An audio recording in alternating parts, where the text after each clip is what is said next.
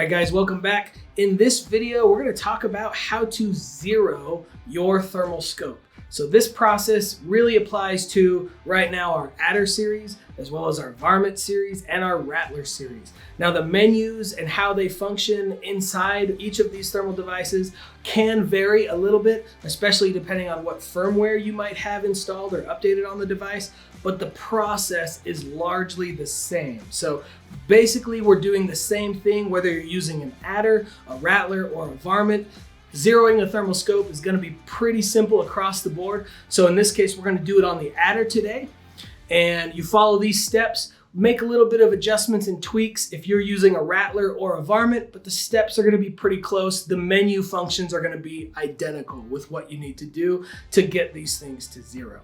Keep in mind when you're zeroing a thermal scope, there are some similarities between doing a scope, especially the adder. You might see knobs and adjustments, but it is a computer. There is an LCD screen, so it is a digital process. So instead of adjusting clicks and making your crosshair, if it's etched glass, reticles, or whatever else you might have on your regular day scopes, instead of moving your dot or crosshair left or right, windage and elevation, we're basically looking at pixel by pixel increments of your digital crosshair and moving it towards your point of impact when you're zeroing.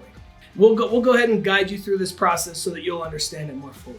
All right, so I've got a few things here before we get into showing you how to zero a thermal scope. You might be able to just take it out to the range, find some heat signature, but you'll learn real quickly if you're looking at paper, you're not gonna see the same, you're not gonna see the same zeroing marks, right? Some people will use tinfoil, some people will use various objects that vary in temperature so that you can easily identify what you're aiming at. Every thermal scope right now ships with our AGM targets. These are essentially sticky backing targets you can place over paper, and they do a pretty good job at showing up. Essentially, this matte finish black attracts light and therefore attracts heat in a different way than this reflective tinfoil-y kind of material over here. So this will show up semi-decently. A lot of guys, when they go out and zero their scopes, will get hot hands or some kind of a pocket warmer like this. Go ahead and open it up, shake it up, give it some time, and it will get substantially warmer than everything else. So these really show up really well. One downside of using these is usually if you stick them to a surface, if they sit there long enough, especially if it's thin paper or cardboard, it will heat up the paper or cardboard as well. And then you kind of get this large heat blob that you're looking at, and that can be a little bit difficult if you're looking for a really precise zero. So if you have a high-end thermal scope, 384, 640 resolution, and you want to make sure you're really dialed in tight, that might not be the best way to do it, but a lot of people do it that way. One tip that you can use, I call this the box method. Basically, you get a cardboard box like this, cut a small hole in it here, and you will mount or tape, I guess, this pocket warmer on your backing just like this, so that there's some space floating around, but that way you're only looking through the hole right here that you cut to about 1 inch big, and that gives you a really hot, precise point of aim that you can easily identify. Another cool thing that you'll notice when zeroing is that the surface temperature can often change when a bullet passes through it.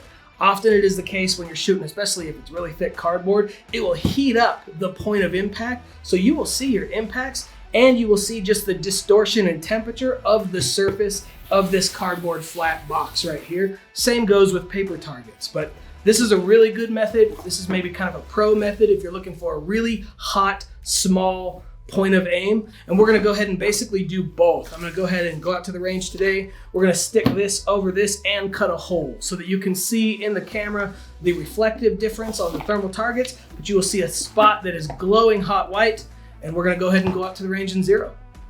All right guys, so now we're out at the range. We're gonna go through this process. contrary to popular belief, sometimes you talk to people who are getting into thermal and you don't realize you can actually zero your scope during the day. It's not really going to be a problem. What you don't want to do is pick conditions where the environment is a similar temperature to bodies, right? So if it's 100 degrees out, warm bodies are close to 100 degrees out, you're not going to see like the pocket warmers in this case. You're not going to see targets that well. It's all going to be pretty monochromatic. As you can see for us right now, it's really freaking cold, so this is going to work really well. Our hot hands are on the target. They're showing up really, really well in this, so we're pretty close. We're not that far. I'm just close here to show you kind of how this process works, and we'll go ahead and go through it. So if you notice, I've got two things on my target out there. That's the hole we cut in the box, and on the opposite side on the back wall, I've got the hot hands, and you can see that nice, bright, hot square that gives me a nice, precise point to aim and shoot at. Down below is our tinfoily thermal target. And I mean, it does an okay job at, you know, contrasting with the dark parts and the reflective parts and kind of picking up heat in a different way. But I think a superior method is still just using good tried and true hot hands if you have them. So this is a pretty easy setup. I'm going to go through some of the functions of this scope. All right, so if you go ahead and press and hold, there are two things you need to be looking at when you're zeroing your scope. I mean, it comes down to essentially two functions in here. One is your zeroing profile. So if you notice here, it is on profile A. So if I press and hold, let me get that back. All right, so if I press, now it's on profile B, C, there's D, and then E, and then back to A.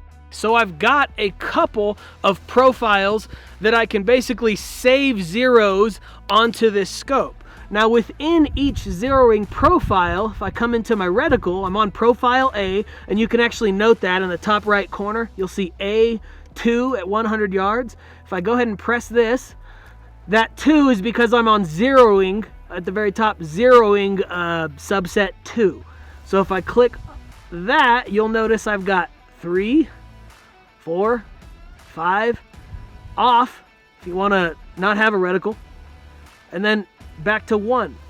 So I have 5 zeroing profiles within category A, and then I've got A, B, C, D, and E. So you essentially have 25 zeroing options on your thermal scope, which is pretty helpful depending on what you're doing.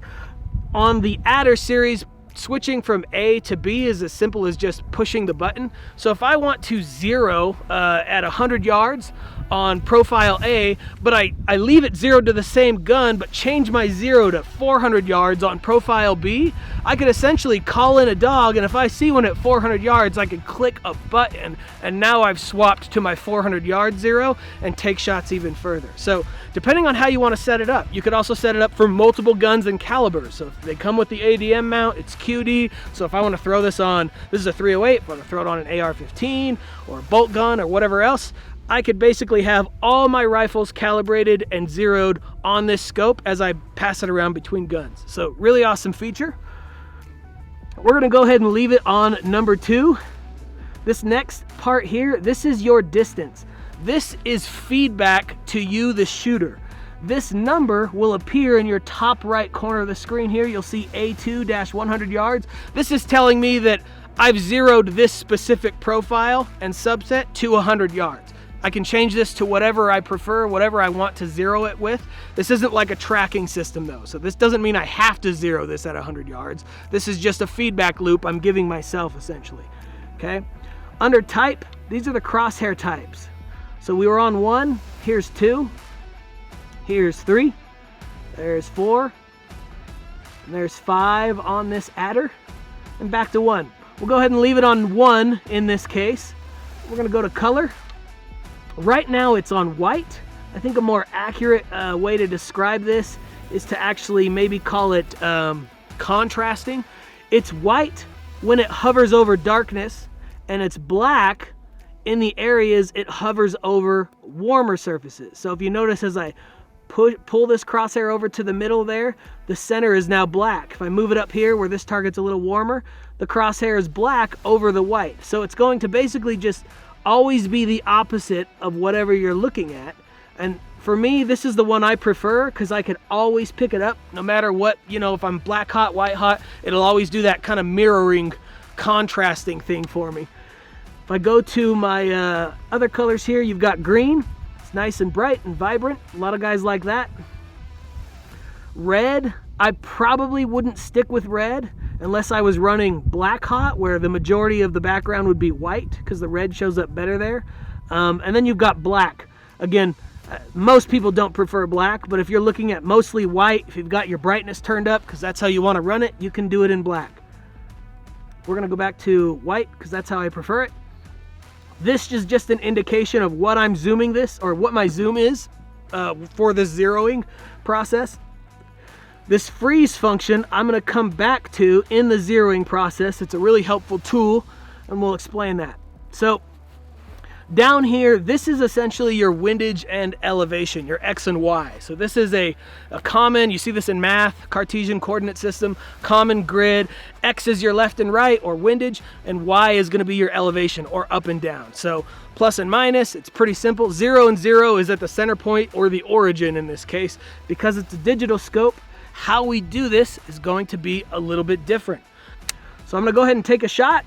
Let's try to hold kind of center here.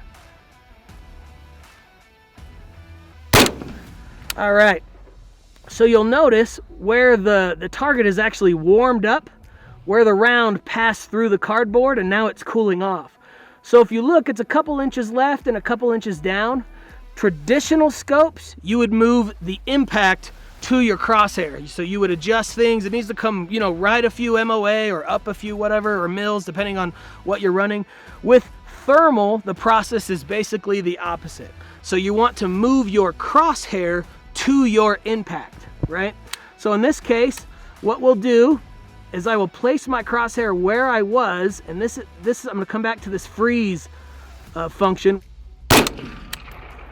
All right, I've frozen the image so that now as I'm moving around, I can make adjustments. And because this is a thermal and this is a digital display, we have this tool available to us that makes it super easy. So essentially, I hit this XY value now, and I bring the crosshair over to my impact.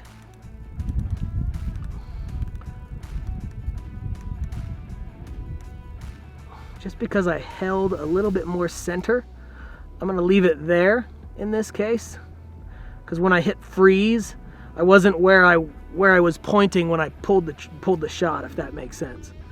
So I'm gonna go ahead and bring this down. I think my up and down was pretty close. All right, press and hold. Hit OK. All right, we're back to it. Now I'm gonna go ahead and put around dead center.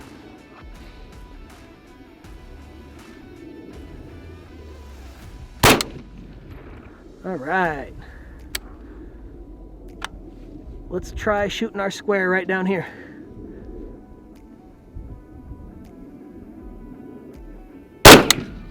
All right, you see my impact there. I'm pretty much on, right? Pretty simple process. So that is what we refer to in this industry as a one-shot zero. Unlike, I mean, what I would probably do is take more shots. It is a firearm. There is shooter error, as you can see, right? I'm zeroing very close. So normally you're probably going to zero a little bit further out. So take a few shots, get a nice tight group, move your crosshair over, and the process is that simple. All right, guys, so that is how you zero your thermal scope. In this case, it was the adder. Again, it's a very similar process, whether you're using a Rattler or a varmint thermal scope. The menus might be a little bit different. The button layouts are different. And depending on what firmware update, there might be some small differences, but the basics of it is pretty much the same. You're moving your pixels of the crosshair, and you're basically moving it to your group that you're zeroing at. It's a really simple process. So if you have any questions about this process, feel free to drop a comment. We'll do our best to answer those. We're going to do a lot more videos like this, so stay tuned and we'll see you next time.